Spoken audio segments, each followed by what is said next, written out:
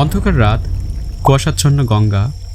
টিজারের এই সিনটা যখন আমাদের চোখের সামনে আসে তখন আমাদের চিরাচরিত উজ্জ্বল রামায়ণের রঙিন ধারণাটা এক নিমিষে চুরমার হয়ে যায়। এখানে কোনো রাজকীয় আভা নেই, আছে শুধু এক গভীর বিষণ্ণ নীল, একদম মুডি ব্লো কালার প্যালেট। যেখানে নৌকার পেছনে দাঁড়িয়ে থাকা এক রাজপুত্র, যাকে পেছন দিক থেকে কেউ একজন ডেকে ওঠে। এই একটি দৃশ্যেই নীতিশ তিওয়ারি প্রমাণ করে দিলেন তার এই রামায়ণ কোনো রূপকথা নয়, বরং এক মানবিক ট্র্যাজেডির গল্প। টিজারটি দেখার পর হাজারো প্রশ্ন আমাদের মাথায় ঘুরপাক খাচ্ছে। রামের মুখ কেন অত বিবর্ণ? এখানে কি বীরত্বের চেয়ে বিষাদ বেশি? টিজারটি কেন কালারফুল না হয়ে এতটা মিউটেড ন্যাচারাল টোনে রাখা হয়েছে? আর রাবণ কি এই টিজারে কোনো ইম্প্যাক্ট ফেলতে পেরেছে?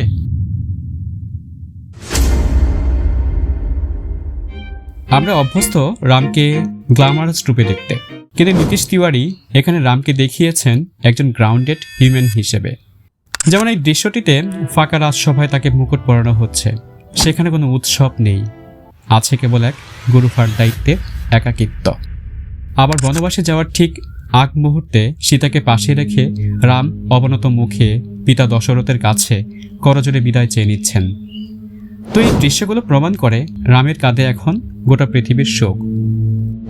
সিন নাম্বার 7 ও 8-এ বনবাসে যাওয়ার আগ মুহূর্তে রামকে অনেক দূর থেকে একেবারে লং টেকে হাজারো মানুষের ব্যাকসাইড শটে দেখানো হয়েছে।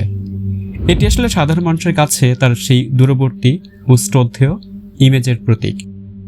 সিন নাম্বার 9-এ সেই অন্ধকার রথযাত্রা, হাজার হাজার মানুষের ভিড়েও রথটি একা আলোকিত, যা আসলে রামের নিঃসঙ্গ লড়াই আর গভীর একাকিত্বকেই তুলে ধরেছে।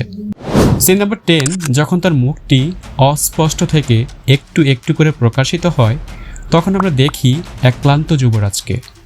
এটি আসলে রামের ইটার্নাল কনফ্লিক্টের বহিঃপ্রকাশ। তিনি ঈশ্বর হওয়ার আগে একজন আদর্শ পুত্র, একজন ভাই, একজন স্বামী। তাই তার এই শান্ত স্নিগ্ধ বিবর্ণতা আসলে তার ত্যাগেরই প্রতীক। কিন্তু সিন নাম্বার 16-এ প্রবল বেগে ধেয়ে আসা বিশাল এক কুঠারকে জাস্ট এক হাতেই থামিয়ে দেন তিনি। তা তার অবিশ্বাস্য পেশিশক্তি আর রণকৌশলের পরিচয় দেয়। আর সিন নাম্বার 14-এ তুফানের মাঝখান দিয়ে হেঁটে আসা, সিন নাম্বার 18-এ অন্ধকারে তলোয়ারের ঝলক দেখানোর পর একপাশে আগুন, পেছনে লক্ষণকে রেখে তলোয়ার উঁচিয়ে ধরা, এটি তার প্রোটেক্টর রূপ। সবশেষে সিন নাম্বার 2-তে রামের সেই আইকনিক সিলোয়েট শট, এক রহস্যময় স্তম্ভের চূড়ায় দাঁড়িয়ে থাকা রাম, যিনি সব শোক, সব তুফান আর সব অন্ধকার জয় করে এখন অপরাজেয়।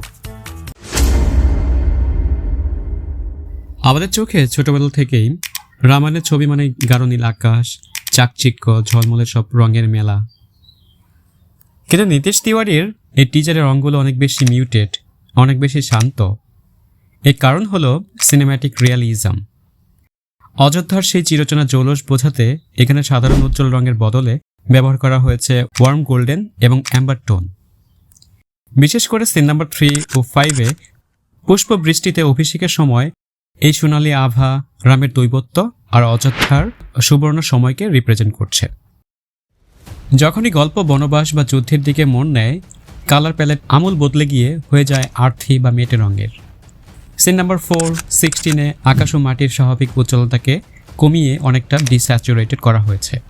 সেই রুক্ষতা বা গ্রিড প্রমাণ করে যে এই বীরত্ব কেবল গ্ল্যামার নয়, বরং ধুলোবালি মাখা এক কঠিন বাস্তবতা। আবার রাতের দৃশ্যগুলোতে রঙের ব্যবহার ছিল একেবারেই মিনিমাম। সিন নাম্বার 19-এ সেই বিষণ্ণ নীল বা মুডি ব্লো, সিন নাম্বার 8 ও 9-এ অ্যাম্বার অন ব্ল্যাক। এই গ্রেডিংগুলো ব্যবহার করা হয়েছে মূলত এক ধরনের আধ্যাত্মিক গাম্ভীর্য তুলে ধরতে।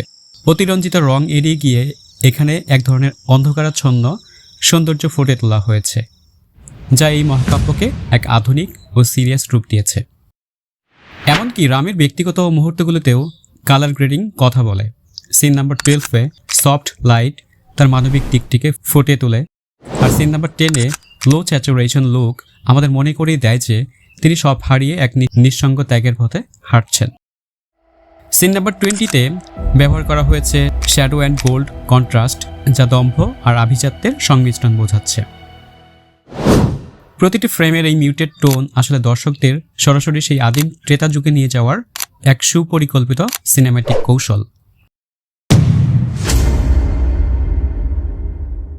হ্যাঁ, এই টিজারের অন্যতম ইম্প্যাক্টফুল সিন ছিল রাবণের এই রহস্যময় এন্ট্রি। এখানে রাবণকে কেবল পেছন থেকে হেঁটে যেতে দেখা যায়। তার কাঁধের সেই ভারী সোনার অলংকার, রাজকীয় অবয়ব, তার চরিত্রের আভিজাত্য আর অহংকার দুটোকেই একসাথে ফুটে তুলছে। আর সবচেয়ে আকর্ষণীয় বিষয় হলো রাবণের সেই উড়ালযান। এটি সেই পৌরাণিক পুষ্পক বিমান। নীতিশ তিওয়ারি এটিকে একটি বিশাল পদ্মফুলের আদলে তৈরি করেছেন, যার পাপড়িগুলো মায়াবী ছন্দে নড়ছে। সোনালি আভার এই লার্জার দ্যান লাইফ প্রেজেন্স রামের সেই বিবর্ণ ও মানবিক রূপের সাথে এক বিশাল ভিজুয়াল কন্ট্রাস্ট তৈরি করছে। খেয়াল করে দেখুন, রামের সিনগুলোতে যেখানে ন্যাচারাল ও মিউটেড কালার ছিল, রাবণের এই সিনে কিন্তু রিচ গোল্ড, ডিপ ব্ল্যাকের ব্যবহার খুব বেশি। এটি রাবণের ঐশ্বর্যকে হাইলাইট করছে। ওই যে মাঝদরিয়ায় রামের থমকে দাঁড়িয়ে পড়া, এটাই আসলে পুরো সিনেমার সার কথা। তিনি একা নন, সামনে সীতা আর লক্ষ্মণ আছে, কিন্তু রাম জানেন সামনে অনেক বড় ঝড় আসছে।